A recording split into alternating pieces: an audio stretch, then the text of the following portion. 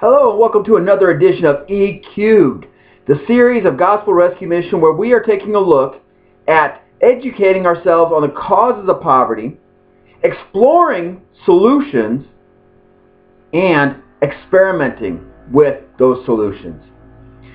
Last week we played a video where I talked a lot about the story of the prodigal son. And in that story, you'll remember, if you haven't seen it, go back and watch that video. But you'll remember in that story that the young prodigal, the one who was rebelling against his father and against his society and against his community, had expended all wealth and was in the pigsty dreaming of eating what the pigs were eating, which would have had pig waste on it. It would have been nasty stuff, but it made him hungry. He wanted to eat it. But it was in that desperate moment where he came to his right mind and began to make new choices to turn things around. There's a lot of explanations, a lot of excuses we could give for how we got there, but it was in that moment. But I would suggest, and I suggested last week, that today that young man would never get to the pigsty because we would be helping him too much along the way. We'd be taking care of him. We'd say, oh, you need disability. Oh, you were abused by your father. Or we would come up with all sorts of excuses and reasons for this man not to ever get to the pigsty. We would never expect him to get there. So he can never come to his right mind, and he can never make new choices. Well, this week we're going to take a look at another scripture passage. This one is not a parable. This is an actual event that took place, and it happens in John chapter 5, the Gospel of John chapter 5. And it says, sometime later, Jesus went up to Jerusalem for a feast of the Jews. Now there is in Jerusalem, near the sheep gate, a pool, which in Aramaic is called Bethesda, and which is surrounded by 5 covered colonnades. Here a great number of disabled people used to lie, the blind, the lame, the paralyzed. One who was there who had been an invalid for 38 years. When Jesus saw him lying there and learned that he had been in this condition for a long time, he asked him, "Do you want to get well?" "Sir," the invalid replied, "I have no one to help me into the pool when the water is stirred. While I am trying to get in, someone else goes down ahead of me." Then Jesus said to him, "Get up, pick up your mat and walk." At once the man was cured. He picked up his mat and walked. So for this week, what I want to share out of this passage is, first of all, this man had been there for 38 years. Jesus knew he had been there. And Jesus asked the man, "Do you want to get well?" So that's step one of our formula here at the Gospel Rescue Mission. When men and women come in, we ask them, "Do you want to get well?" Now, just like in this story, they may give a yes, of course. I don't want to be homeless. I don't want to need to come here for meals. I don't want to come to you for financial help. But what we ask them to do is prove it by your actions. See, this man doesn't say yes. He doesn't say no, but he doesn't say yes either until he takes that step. He makes a decision and he acts upon that decision. So we ask him, "Do you want to get well?" If you want to get well, I'm not going to deal with your excuses. You're going to have excuses. This is legitimate. This man is an invalid. He is disabled in an era that has no help.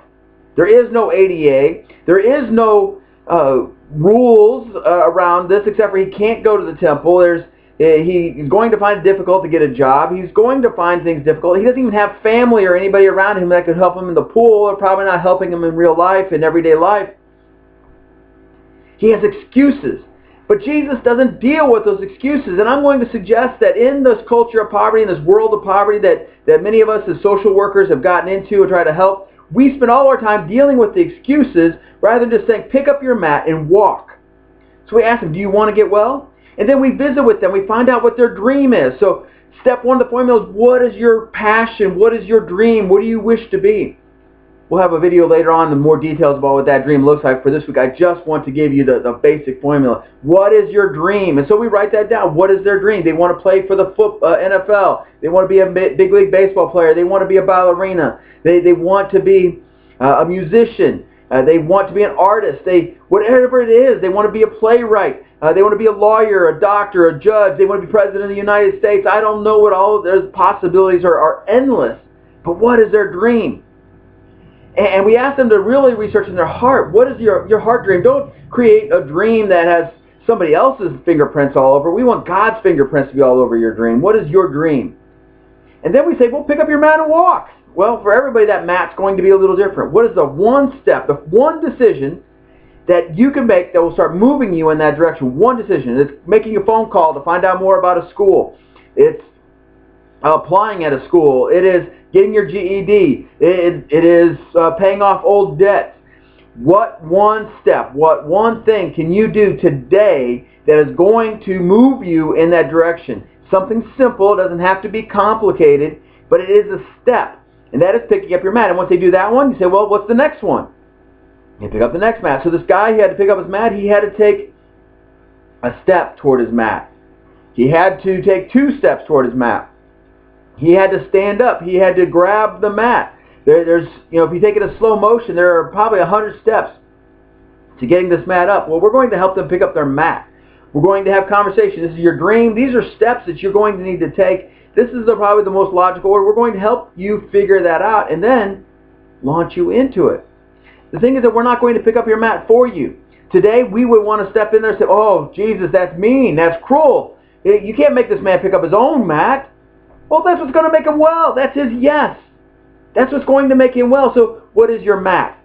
We're going to help you take that step to it. We're going to help you figure that out. And then the third step that we do with all of our folks, we have this thing called the Faster Scale. It comes from the Genesis book. I would recommend taking a look at that, but the Faster Scale, F-A-S-T-E-R. And we find out what is the thing that's going to trip you up. And in each area, there's an F and an A, and for each one of those, there's something that's going to trip you up and show that you're heading toward relapse of any compulsive behavior, any addiction. All of those things are going to show up, and everybody has something, some hurt, habit, or hang-up that's going to pull them down. And you're going to find yourself in the scale, and we're going to make a little map. And we're going to say, okay, when I see this, I'm going to call you on it because I care about you. These are things going to keep you from getting your mat picked up, to keep you from carrying your mat, to keep you from being successful. These are the family members who are going to be in your life that are going to keep you down. The other piece that we're doing with this, at the same time we're doing the Faster Scale and figuring out what the mat is helping them find this crew, this people that are going to be around them. David had his mighty men. Jesus had the apostles. Every great leader has this support team around this inner circle that is going to support and encourage them and help them to grow. And this, I believe, is a disruption to the normal social service model. Our normal social service model is just give handouts. We'll have a few classes here or there so we can call it a hand up. They're lying. Because if they don't do it, they still get those benefits. They don't make those changes. They don't come to the classes. We continue to find ways to get them those benefits. But what if we said, you make that step, you pick up your mat, and we're going to help you. If you don't want to pick up your mat, we're walking away. We're going to let you struggle. We're going to let you keep coming to this pool. You've been coming here for 38 years. You can do it for another 38. Because I care too much about you. I believe you have potential in you. I believe that you have excellence inside of you. We cannot continue to keep them from picking up their own mat and walking. And in our social service circles, whether it's government funded or church funded or agency funded, whatever it is, we continue to do it. So it's time to change. It is time to do things differently. We hope to disrupt that. Well, if you'd like to learn more, I would love to come to your place and tell you more about it. My name is Rich Schaus. I'm the Executive Director of the Gospel Rescue Mission. Visit us at grmmuskogee.org. There's a contact button there. You can click it there. Wherever this video is being played, you can also click any notes I will get. So I want to connect with you and help you become someone who is helping others pick up their own mat and walking so they can help other people in the future. This has been Rich Schaus. Have a great day, and thank you for joining us in E-Cubed this week.